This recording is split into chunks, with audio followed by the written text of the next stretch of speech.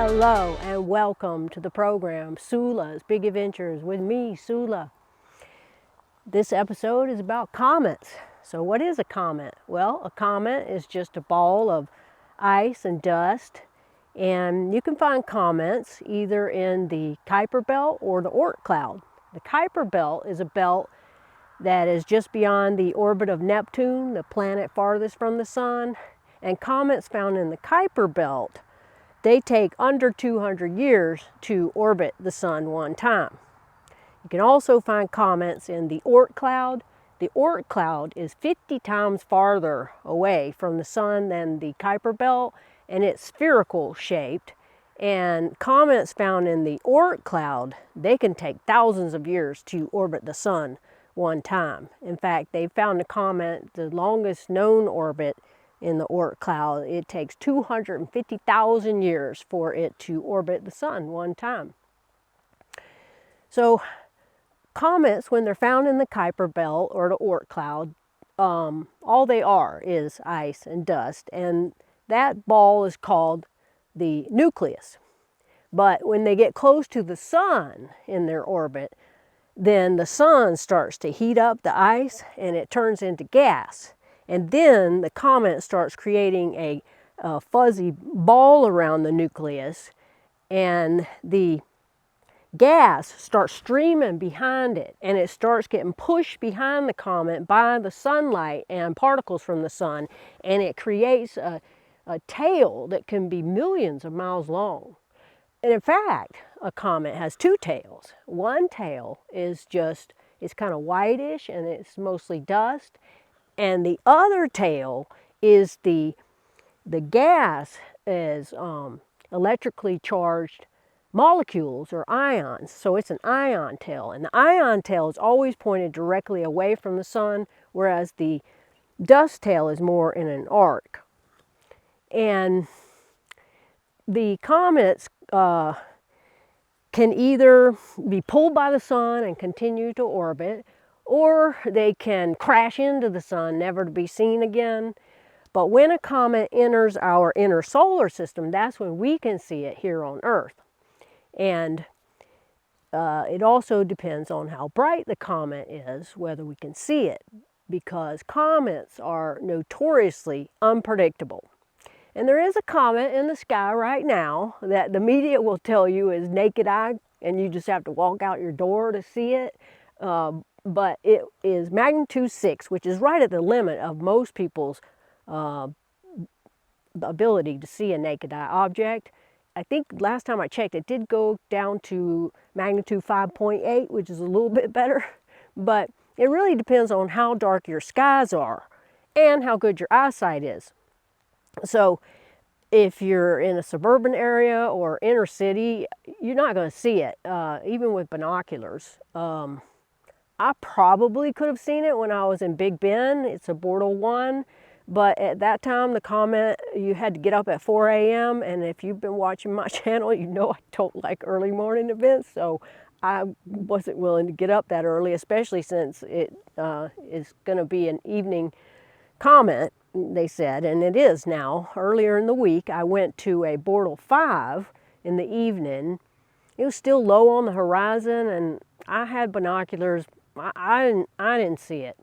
But now, today, I'm in a Bortle 3. I'm not going to give you any directions or GPS coordinates. This is my secret spot. All I can tell you is I'm in Northern California, and it's a Bortle 3. And I'm I know I can see it with binoculars. I'm pretty sure I'll be able to see it naked eye, but I'm going to verify tonight when it gets darker. And I'm also going to look at it with my telescope, and I'm going to photograph it. So when it gets dark, I'll start looking. It's close to Kochab. Have to look that one up. There's no internet here, so sorry if I'm mispronouncing it. So should be easy to find, and we'll resume this video when it's dark. I'll check in with you later. Before it gets dark, I'm sorry I forgot to tell you, this comet is C2022 E3 ZTF. And It was detected by a telescope called the Zwicky Transient Facility, and that's why it's called ZTF. And it was detected in 2022. And this particular comet is currently magnitude 5.8, and it's moving fast. It's on the move. Last thing I wanted to tell you about Comet C2022 E3 ZTF is that it reached perihelion, I think on January the 6th or 7th. Perihelion is when a comet or any object is closest to the sun in its orbit.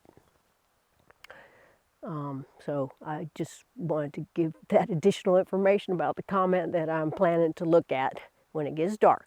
I'll be back when it's dark. Okay, it's dark now, and I easily spotted the comet with my binoculars. It just looked like a fuzzy patch. I tried to see if I could find it naked eye. I could not, but I forgot to mention that the moon is 33% illuminated tonight. It's going to set at 10:30. So at 10:30, when the moon has set, I will try to see if I can see it naked eye. Now it's time to get it in the telescope. And by the way, it looked very cool in binoculars, but you cannot see it from a portal 6, 7, 8, 9. No way. Okay, I have it in my little 80 millimeter refractor. It's just on a tripod. I did bring a go-to mount, but I just want to see if I could find it myself. And it was actually very easy to find. It's in the telescope now because it makes an equilateral triangle with Kochab and Furcad and the comet. So it's in my telescope now. I just used my little red dot finder and found it. But I think it'll look better once the moon sets. Okay, the moon set, and I know this light is on now, but I did not look at any lights. I did not look at my phone. Okay, the moon set, and before I turn this light on, I had my eyes completely dark adapted. I did not look at anything. I did not look at my phone, nothing. And I can see the comet easily in binoculars, but I cannot see it naked eye. And I looked at the Pleiades, and one of the tests to see your visual acuity is to look at the Pleiades. Most people can see 6 stars in the Pleiades, and I could see 8. Now, granted, the seeing is horrible. I don't know if you can see it. There's a lot of dew.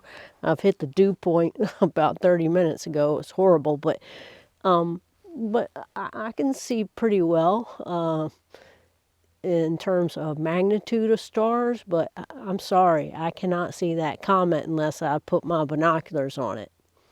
So, sorry media, but this is not a naked eye comet unless it gets a lot brighter in the next 2 weeks. Okay, here is the comet.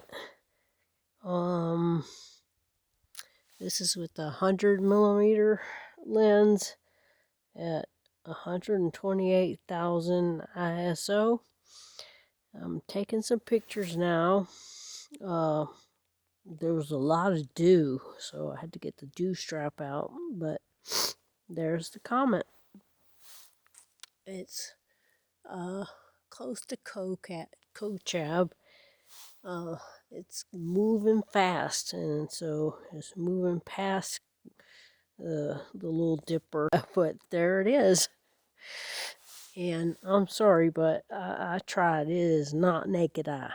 I can see it clearly in binoculars, but I tried and tried naked eye, and I just couldn't see it. So I'm sorry, it's not naked eye. I'm in a Bortle 3, maybe in a Bortle 1, Bortle 2, but Bortle 3, 4, 5, 6, 7, 8, 9, no, sorry. Good morning, and welcome back to the program. Just before I went to bed last night, I tried one last time to see if I could see this particular comet, C2022 E3, naked eye. And I stared and stared at the spot where I knew where it was. I I could kind of see it, but to me that's not naked eye. I'm in a Bortle 3, and to me naked eye would be something like the Pleiades or the Beehive cluster that pretty much anyone can see naked eye from your backyard, but that's just my opinion. But it was beautiful to look at in a small telescope or even binoculars. It's easy to find. It was for me last night close to Kochab, but it's on the move, and eventually it's going to end up near Capella, which is a very bright star, so easy to find and well worth looking for. So I recommend that you go out and try to see it. The darker place you go to, the better chance you have of seeing it well.